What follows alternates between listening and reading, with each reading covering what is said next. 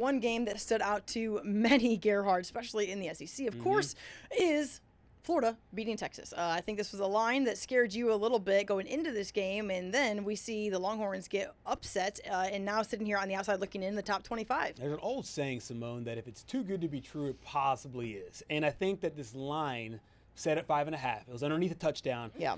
And to me, it just screamed. Vegas is telling you, take this Arch Manning and company against this lowly Florida team who lost to South Florida earlier this year. It just felt trappy. But it's one of those games where I looked at it, I was like, had to stay away. Because it didn't, honestly, because at this point, Florida had done nothing to me to prove it. Hey, that you should take your tax-earned dollars and your tax dollars and go bet on them. So it's one of those where Patrick, did you bet on that game?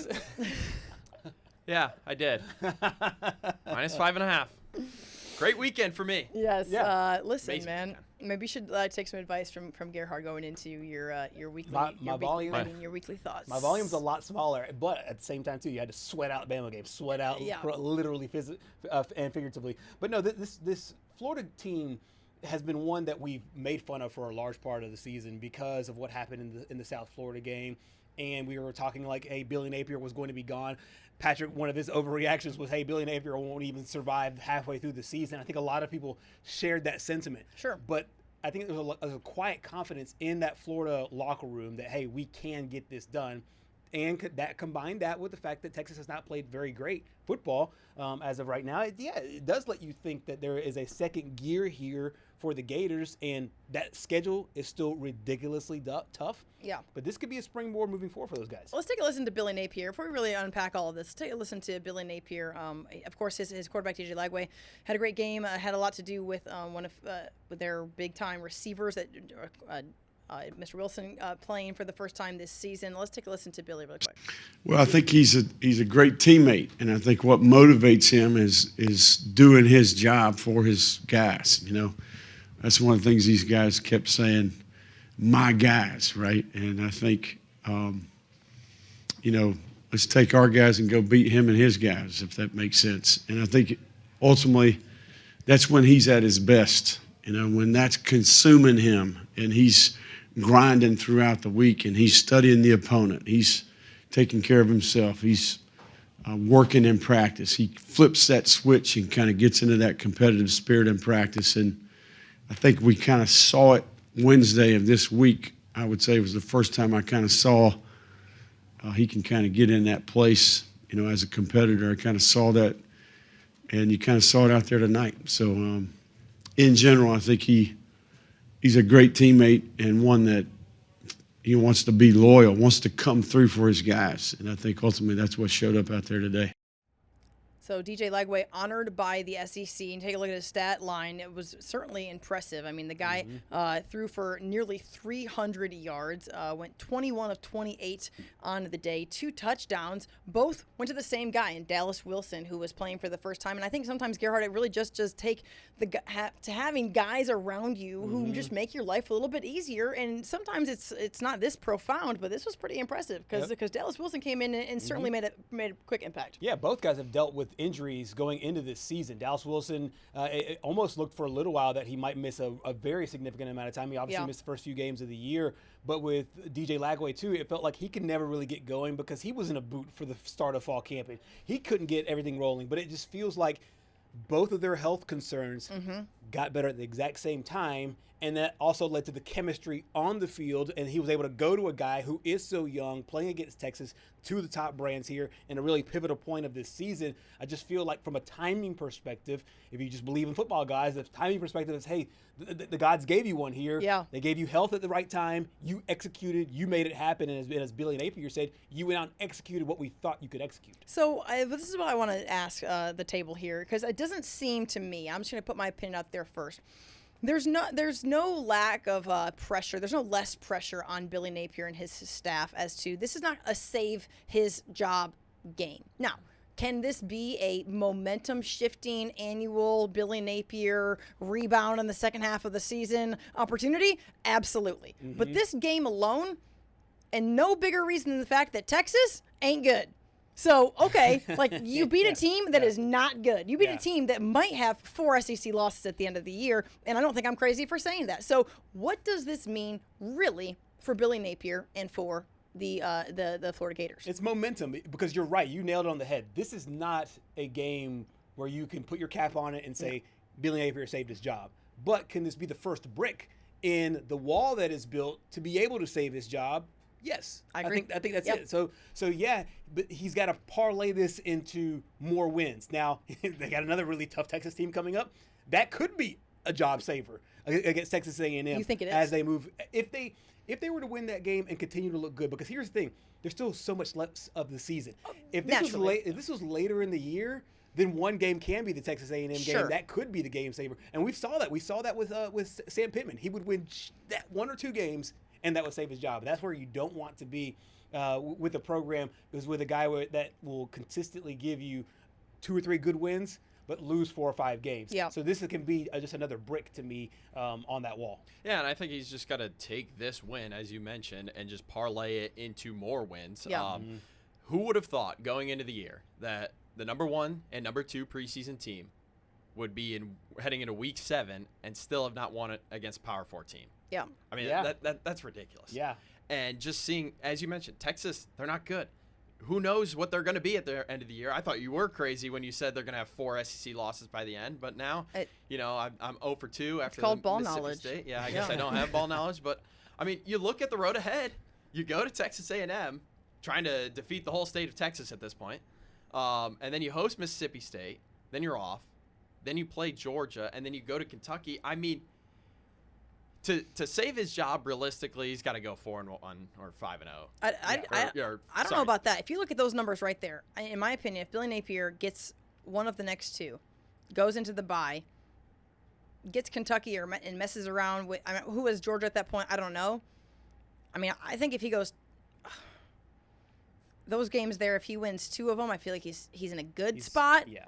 A very, very solid spot. I do think which 2 matters. Mm-hmm. If he gets 3, I think he's wearing that, Florida Gator. I'm gonna say G, but whatever it is that they have, that it's not a G, it's the Gator for another season. I mean, and here's the deal: is it going to be one piece to the puzzle, and is it going to be a couple of healthy guys on that side of the ball to go be what we thought DJ Lagway was going to be when we saw him in Atlanta, Georgia, SEC Media Days? Because I remember how much swag and confidence we all had about Florida going into SEC Media Days. Yeah, it didn't plan out. The guy's been battling some injuries. Now he's got some pieces back. Look out. Yeah, look out. And I do think this show is nuts. This conference is nuts. What are we talking about? 10 seconds ago, we just said Billy Napier. He said Billy Napier was going to get fired the day after he didn't make out of the weekend, for the love of God. But who could have blamed him? Because they lost to South Florida, and then they ended up losing to LSU, and they don't look good. But the way the schedule lays out, it lays out to where those games that you just showed, they're all winnable games. They're winnable football games. And I know the Georgia game is kind of like Ohio State. The Georgia game is like Florida, Oklahoma, where it's not in Athens and it's not in the swamp. It is a neutral site game there in Jacksonville, Florida, the world's largest outdoor cocktail party. So that is a very that's a very winnable football game. Yeah. Kentucky at that point, the wheels might be completely off there at Kentucky at that point. Now they do end the season. Of course, they still have the rivals in Florida State. They still got Tennessee. They still got Ole Miss, and so it's just that was just the next 5 weeks, right? Yeah, that's just the next foreseeable future for this team. Yeah, I mean, we went into the season saying, okay, Florida's got the toughest schedule, but Oklahoma's not too far behind, and I mean, Oklahoma's turning to a backup quarterback with John Mateer out for who knows how long. Billy Napier had to win those non-conference games in the beginning of the season. He didn't. He goes on a 3-game losing streak before winning this weekend against Texas. And, I mean, you look ahead, you almost wonder how much of an impact would Dallas Wilson have had had he played the whole year and not been hurt. I think we're talking about, I think it's significant. Yeah, I think it would have been LSU. The guy put up over 100 yards and 2 touchdowns in his first appearance, which, I mean, and here's the deal. Of course, it takes a guy to throw it to him, but it changes the mentality of a quarterback. It's like when the 3 of us are doing this show versus if the 3 of us aren't doing this show, right? We all have our normal pieces. We have the pieces that we have had to, build every single day to build and do the show. Okay. And then that changes a little bit when one person isn't here. On Friday night, you left us, right? And then I had to drive the show to do the high school football show, and then I'm sitting there and I'm having to like manage several hats. Well, DJ didn't have the guy who helps him manage hats. He didn't have the guy who's kind of his bailout or his main target, right? Somebody who he just feels comfortable with. You worked all off season with these guys, right? So now that that's there, and then what happens? Not just momentum between those two, but momentum and belief throughout the program. That changes the mentality. It changes the coaching staff. It changes the offensive line wants to work a little bit harder. The defenders want to, just get off the field. I mean, all of that builds momentum top to bottom on a roster. And when you start to see that really take form is when they start to string a couple wins together. And then who knows? Is Florida in Atlanta again? Maybe. What? Maybe. I mean, and I mean, if they're 3 losses, and let's just say LSU continues to have a good season. Let's just say they run the table. Let's just live in a hypothetical world for a second. 2 of their 3 losses, South Florida does look bad, but maybe not because South Florida's a good football team. 2 of their 3 losses will be against LSU and Miami. And you could make an argument for a 3-loss SEC team. Let's just spinning it forward, just taking it, their playoff host will still be alive. Dude, I mean, listen. It sounds crazy, and it ain't that crazy. Yeah, it sounds crazy, and it ain't that crazy. Yep. I'm telling you, this is the first year, and if there is going to be a 3-loss team that makes a college football playoff, it has to be from the SEC.